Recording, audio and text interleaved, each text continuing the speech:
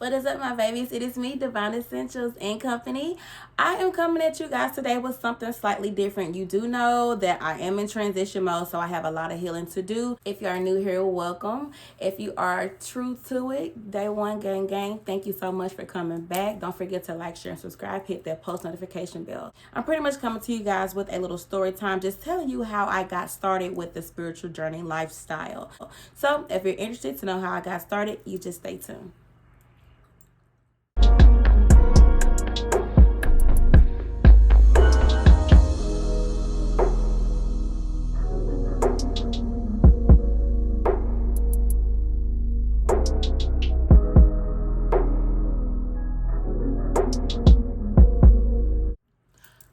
Okay, honey, I had to grab a little sip because it's gonna get real. So let me let y'all in my business for a second. So I would say back in 2017 or 18, I started to know. Okay, first of all, let me go way back. So my grandmother, who is now deceased, she's a cancer patient and she did pass away back in 2002. But before she passed away, as a young girl, I would always, like, she was so into incense. I would always see, like, her Buddhas, her elephant statue, just all things spiritual. But being that I was a young girl, I never knew what any of it was about. So that intrigued me. So fast forward about 2018, I am now a mother of I think Tristan was 2 or 3. That's my son. He's now 10. So I was dealing with his father at the time, and it was just rocky. In your early 20s, those are your learning stages. So I was just learning so much. Me and him were toxic as hell, so just a learning mom, a growing mom.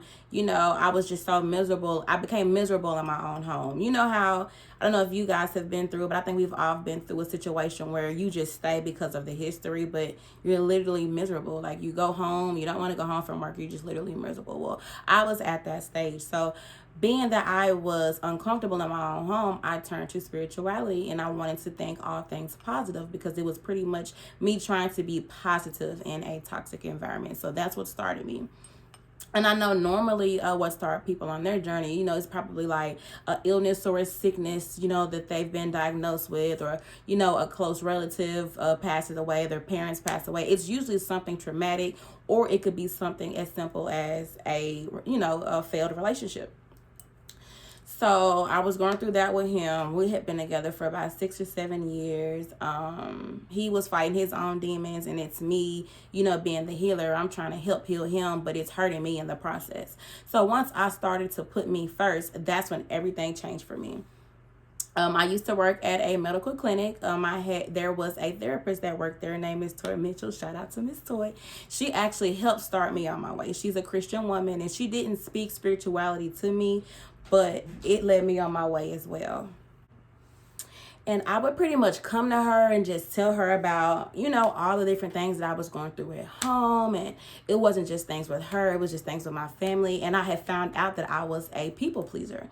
And I'm not sure if you know what a people pleaser here. I will actually go ahead and add the definition here. But long story short, it's where you overextend yourself on so many levels. You just can't tell people no. Someone calls with a favor, you tell them yeah, without even thinking. You just dropping everything you're doing and putting other people before yourself. That's where I drew the line. When she identified that to me, it literally changed my life. And I started with using the word no.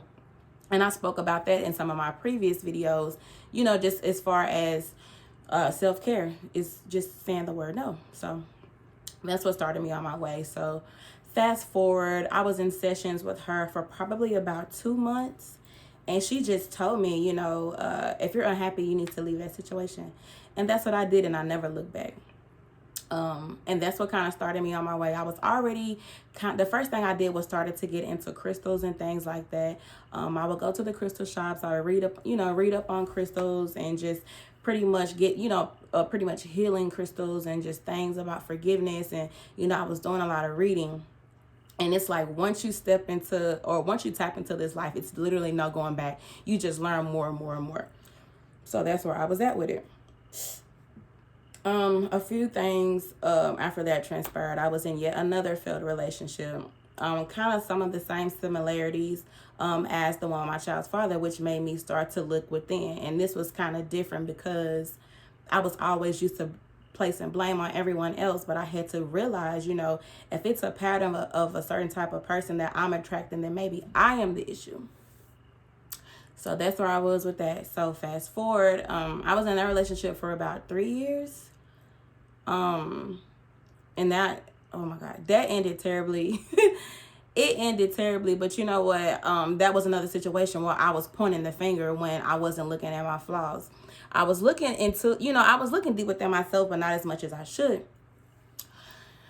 My most recent, oh gosh, well, not most recent because I'm now in a relationship, but the one before this one, I was with someone who mirrored me a lot, like mirrored me. And I was the type of person where I wouldn't face an issue head on. I would just run away from it. And I'm going to say run away. I used to try to say I'm just avoiding drama no, I was running away from it. And that was the one for me because I was dealing with someone who was Muslim, and they moved really, really fast. We were talking marriage like 3 months into the relationship. Like, it was a mess, okay? At the time, it felt really good because, like I said, she mirrored me. So it felt as though I had found my divine counterpart. Like, it was like, okay, this is the one, the universe sent her to me, yada, yada, yada. Well, I thought I was an overthinker. She was a huge overthinker, like super duper huge.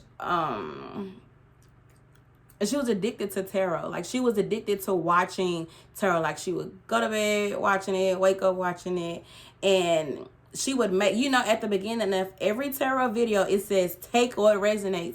Well, child, she made everything resonate with her. And it wouldn't be more so what was on her. She was reading my tarot and trying to put pieces together for my life. And it scared her.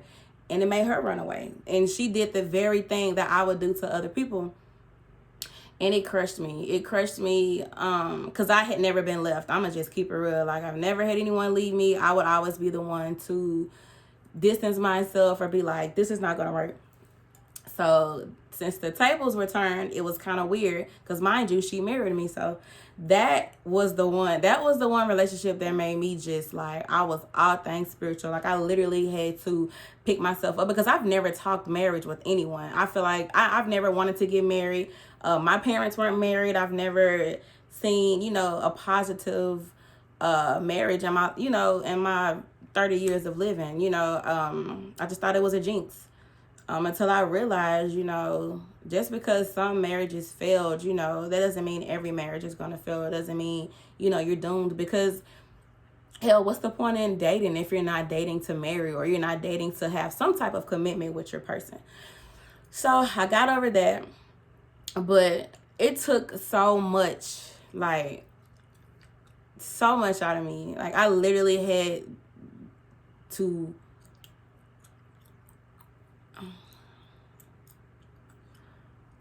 I need a moment.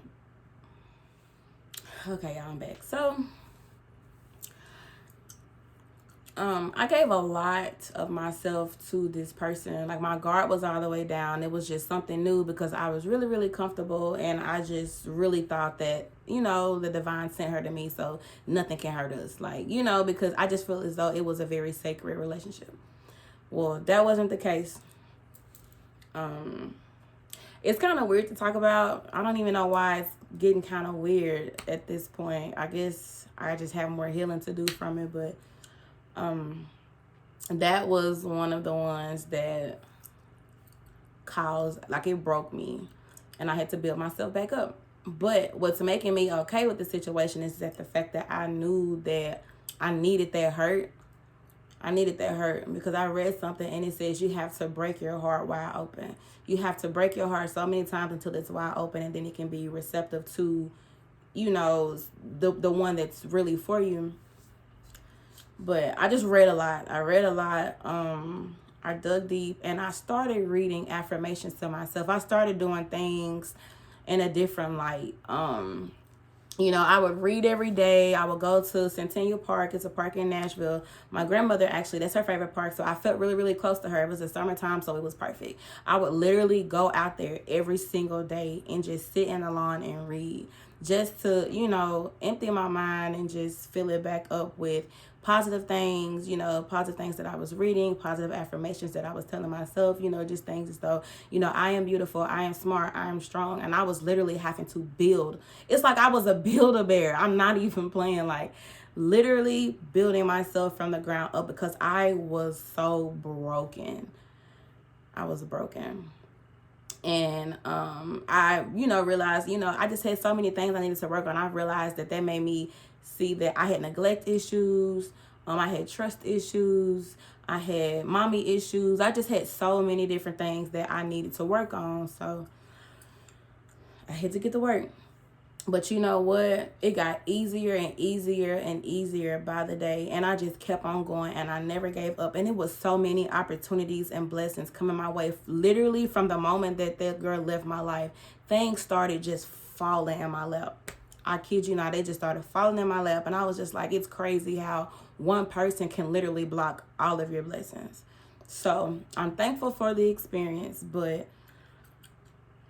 it was not easy. And I'm trying to figure out if that was my spiritual awakening. I don't know if it was. It was a rough one, but I know that spiritual awakenings are supposed to be like, you know, hard.